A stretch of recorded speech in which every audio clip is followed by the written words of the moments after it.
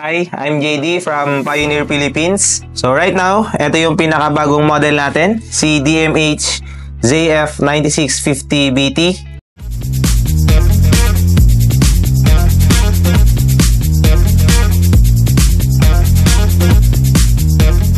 So tara, let's unbox this.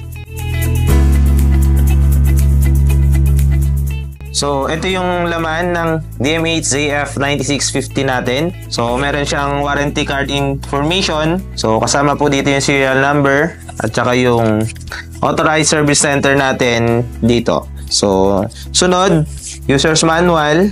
Meron tayo ditong installation screw, bracket, GPS antenna, harness, steering wheel control. Then, ito is sockets for outputs, camera, nandito na rin po, wired microphone, and USB extended cable. So, ito po yung ating single DIN chassis para sa ating pinaka-head unit. So, dito sa likod, makikita po natin, nilagay na socket for supply.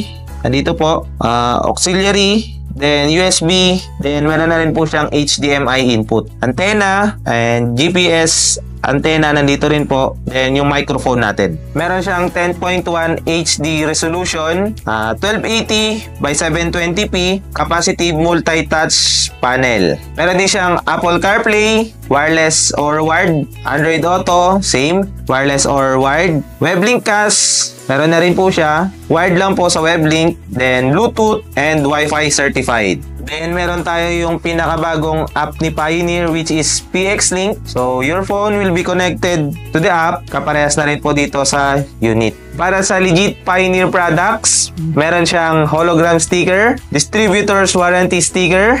At the same time, meron din siyang serial number sa box at sa head unit. For more info and updates, please like and follow our Facebook page and subscribe to our YouTube channel, Pioneer Philippines. See you on the next video. Bye-bye!